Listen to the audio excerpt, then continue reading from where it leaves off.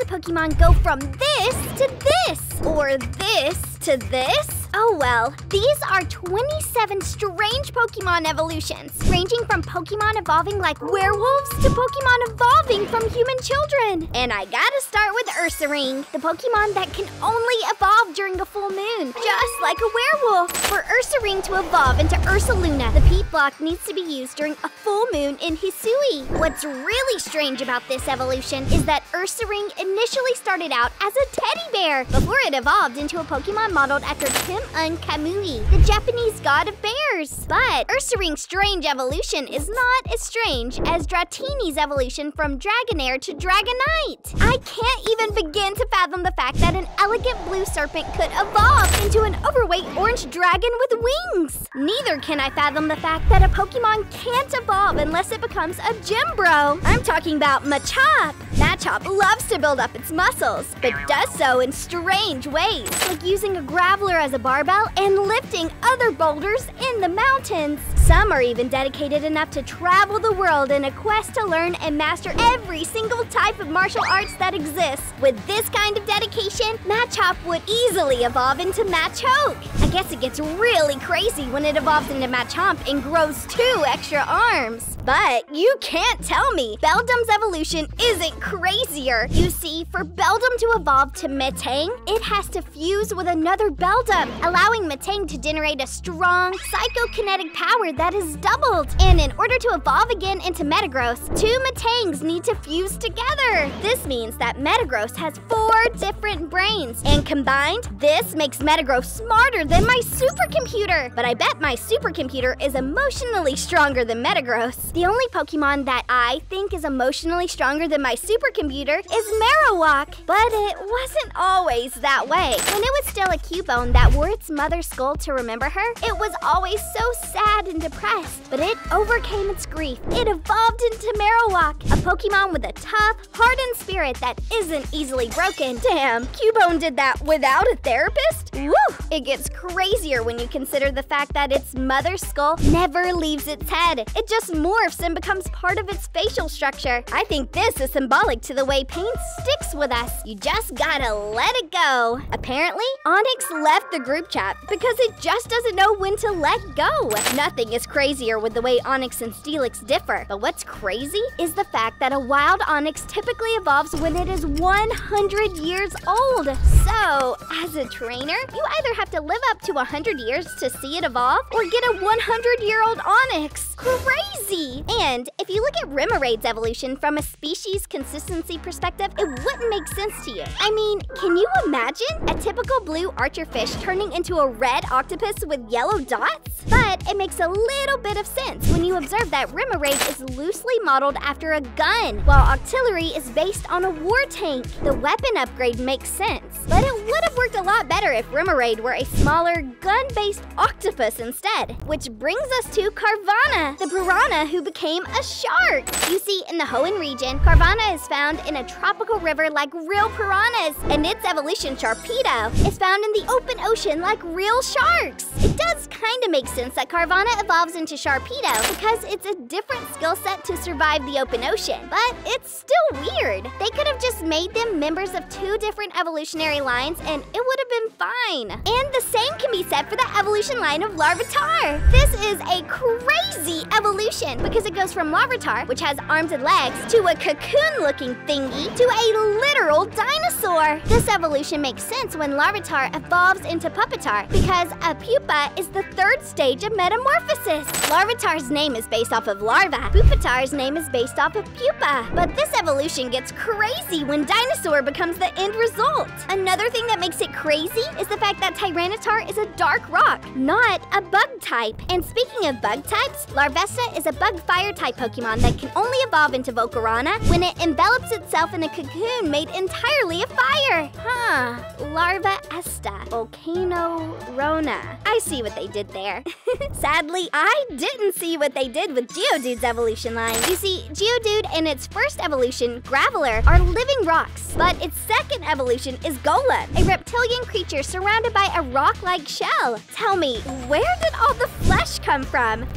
There's something they're not telling us. But if you look into the cracks in Golem's shell, I mean really zoom in into the cracks. You can see written there, please subscribe to my channel. If you don't subscribe, I will evolve into a rock Pokemon and stop being a YouTube-type Pokemon. And while researching for this video, I discovered that one of the most outlandish evolutions belongs to Trapinch's evolution line. Look, Trapinch is basically a turtle-like desert reptile that has a physiology and lifestyle similar to an antlion larva. Then its first evolution to Vibrava mirrors an antlion's actual life cycle. But how could its final evolution be this? Flygon is practically a reptilian dragon that just evokes an arthropod and has goggle-like bubbles over its eyes that give an insectoid impression. Vibrava just doesn't feel like a transitional stage between Trapinch and Flygon. It feels like an evolution line that goes from insect larva reptile to an adult insect to an adult insect reptile. That is even kinda cool if you compare it to Magikarp's strange evolution that is based off of an Asian legend about how carp that leaped over the Dragon Gate would become dragons. And in Pokemon, Magikarp apparently leaps over the Dragon's Gate and becomes a majestic sea serpent.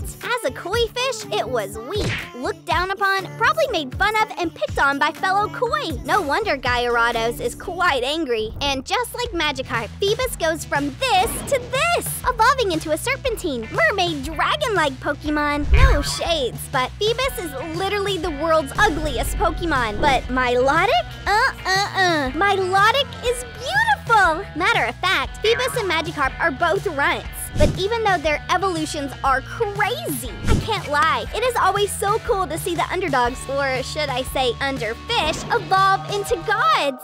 Which is something I can't say for Slowpoke, because they don't evolve to gods, they evolve to kings that can devolve. You see, Slowpoke and Shellder have an evolutionary relationship. A Shellder is present in their evolutions, either by biting on a Slowbro's tail or a Slowking's head. This evolution gets really strange when Slowbro or Slowking revert to being a Slowpoke if they lose their Shellder, which kinda reminds me of Cosmog, who gains a ton of weight after evolution. Yep, Cosmog weighs 0.2 pounds. But after it evolves to Cosmoem, it puts on a lot of weight, worth 2,204.4 pounds. Where did that weight come from? That's not all that makes this strange. You see, there are the two possible third stage evolutions. While Lunala does visually resemble Cosmoem and Cosmog, Solgaleo looks nothing like either of them, save for a few markings on its face. Unlike Solgaleo, who doesn't share a resemblance with its previous evolution, Magnemite not only shares a resemblance, but evolves to Magneton when a powerful magnetic force brings 3 Magnemite together. You know, them magnets gotta stick together, am I right? Just like Diglett sticks together to evolve to Dugtrio. I can't help but wonder how this particular evolution works. I bet one Diglett who wanted to evolve so badly grabbed 2 other Diglett and forced them to become a part of its evolution. Dugtrio is literally 3 Diglett grouped together. And that's better than a Pokemon that suddenly changes its species after evolution. This next strange evolution was so subtle, I almost never noticed it. Look, a dog evolving into a bigger dog doesn't seem strange at all, but it does get strange when the dog in question, Gamper, is based on a Corgi, and its evolution, Boltund, is based on a Foxhound. At least Boltund doesn't break the yellow color scheme. You know who else didn't break its color scheme? Manaphy! But even though it didn't, everything about its evolution is complicated. You see, while most Pokemon can't pass down their pre-evolutions, Manaphy can. If Manaphy pairs up with Ditto, out will pop a cute Phione egg. What's really strange about this is the fact that Phione cannot actually evolve into Manaphy, despite having Manaphy as its mummy. Speaking of mummies, we gotta talk about Cofraggigius, and how it went from being too simplistic to feel evil, to being a Pokemon that can turn other Pokemon into mummies. The evolution line of Cofraggigius didn't even begin with Yamask, but dead people. Its Pokédex entry will tell you. These Pokemon arose from the spirits of people entered in graves in past ages. Each retains memories of its former life. I can't think of Yamask's evolution without having goosebumps. And it's the same goosebumps I get when I think of Snorunt's evolution. Snorunt is a cute little guy whose nature changes drastically when it evolves into either Glalie or Frostlass. Snorunt goes from a Pokemon that gives humans friendly visits to one that either freezes handsome men and keeps them as decorations in its home, or one that freezes its prey and eats them. It's almost similar to the way Shroomish goes from being a sad, helpless mushroom to being Breloom, a weird, fighting toadstool. And that's understandable, but I can't understand how a bunch of eggs evolve into a palm tree with 3 faces. That's right, I'm talking about Execute and how it evolves into Executor. Oh wait,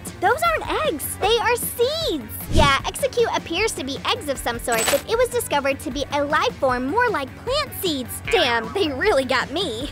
Its red and fire red dex entries state that they are often mistaken for eggs, and when disturbed, they quickly gather and attack in swarms. I guess it does make sense for a seed to evolve into a tree, but something about this evolution is just weird. And speaking of weirdness, we have to talk about how a clam suddenly turns into a beautiful pink long sea snake. It's Clam Pearl in the building, and it has no idea how it evolves into Huntail Goribus. 2 different Pokemon that look nothing alike. If Clam Pearl is exposed to the deep sea scale, it will turn into Goribus, whose pink color and shell accents more closely resembles its pre-evolution. But if it is exposed to deep sea tooth, it will evolve into Huntail, whose spotted blue and orange appearance looks like it should be in a completely different evolutionary line. We are down to the last 2 evolutions in this video, and they are beyond being strange evolutions. They are macabre. I'm having goosebumps just thinking about them already. And before I get to the Pokemon that evolves from human children, I gotta talk about Shuppet. This Pokemon really went from being a friendly, emotional symbiote ghost to vengeful zombie Chucky in one simple evolution. You see, Shuppet is just your average everyday ghost that feasts on negative emotions, so it doesn't make sense that its evolution, Banette, is a possessed doll seeking vengeance on the kid that ditched it when it was just a regular toy. The whole evolution is inches away from being logical. I feel like Banette could actually be a single-stage Pokemon born from some ghostly spirit possessing a discarded toy. But you do see how macabre this is, right? Well, Kadabra's evolution story is even more macabre. Typically, Kadabra evolves from an Abra. However, its Pokédex entry revealed that it was once a boy with extrasensory powers. Unable to control his powers, he woke up one day to find that he was a Kadabra. This is definitely the most unconventional evolution in the series. Kadabra has psychic abilities that can make strange things happen, such as turning back clocks or causing headaches. So it's not surprising that the story could be true. But how true are these 41 Pokemon facts? You're gonna want to check this video where I cover facts that are more chilling than these strange evolutions. See you there!